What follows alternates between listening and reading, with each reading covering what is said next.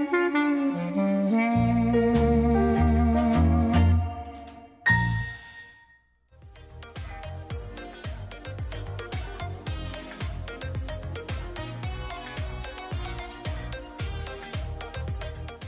Advanced Ear Care, we want to welcome Stuart Spencer back to the program. Welcome back, as always. Thank you, Michael. It's nice to be here. How's your clock? Are all your microwave clocks and your stove clocks all good? Even my car clock I got fixed this morning. How do you like that? I hate it when I walk in there and I look at the kitchen clock. I'm like, wait, oh no, I haven't reset that yet. Right. So anyway, Which one did you miss? Getting back on track. That's right. Well, we want to get you on track. There was this promise when the deregulation came along to hearing aids that, oh my gosh, we're going to make everybody can just go get their own. This is a one-size-fits-all kind of world. Yeah. And it's not quite that. There was a promise and then there's a reality, right? That's right. You know, we call it the hearing aid revolution that wasn't, you know. And, and we kind of knew that. You know, I mean, we lobbied a lot, in Congress and everywhere in Washington, just telling people, people need care. You know, they need a professional to fit these devices. Right. Because, I mean, over-the-counter hearing aids have been out for years. You know, I mean, what, 40, 50 years? And, they've always had real high return rates, problems with fit. People don't know how loud they should get them or what they should do with them. So, that's the same today. We see really high return rates, people not liking them. People bring them into our office and say, what should I do with this? Right. Like, it's just not going to work for you, And so we show them. And so it's really the revolution that wasn't, Yeah. And so it's just kind of what it is, So explain to folks who say, well, why can't I just go into Costco? What is the difference maker of you just buying one off the shelf and putting it in and hoping everything goes well, between that and you going into the office and having an adjustment, having a hearing test, and kind of fine tuning everything? Yeah, it's the ear. I mean, everybody's ears are different, and we always say the ear's the boss, meaning you can do certain things with certain people and others you can't. And, just by the way they bend, how large they are, what their hearing loss is. And so you've got to consider all those things to really get the hearing aid to be physically fit properly. So then you can provide the proper acoustics, to really match with their loss. And then you've got a successful fit. So it's a lot, it's a lot of detail. What are some of the challenges with the discount hearing aids that people are buying? Are they just kind of basically low quality, they can't make the adjustments right, or what's going on there? Yeah, right. It's a good question. Many of them are still analog. They're just, really, they're just loud amplifiers, raspy, very distorted.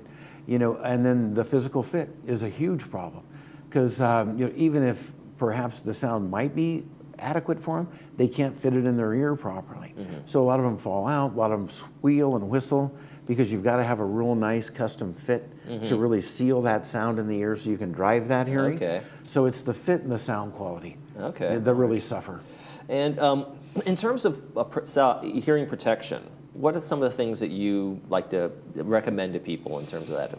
Yeah, so, hearing protection's come a long way as well, right?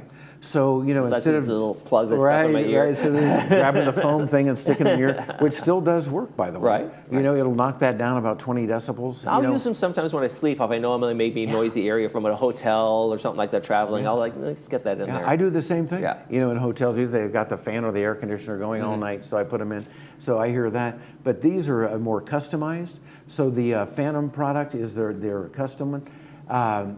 This is one that's a little more expensive. It's about $5.99 for a pair, and I'm sorry, $15.99 for a pair.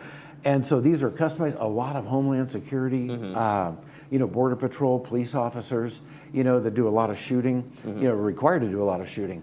They'll wear them, and the thing is, they'll compress the sound when they're firing, but then they open back up, so they can say like, "Hey, wasn't that a great shot?" and have a conversation instead of like pulling them out and talking and then putting them back in, which is always annoying for these people. So they're much more sophisticated, and that is the custom one. Then, since we know customization more than anybody, we do have one that's already fit that for hearing protection, it works. Just like your buds work when you put them in. Right. These are ready fit, but they also have that compression, about a 26 dB cut. So there's a variety now, right? So just if somebody is just mowing lawns, maybe, for right. a living. I was going to say a lot of construction or outdoor people who work in that industry. That's right.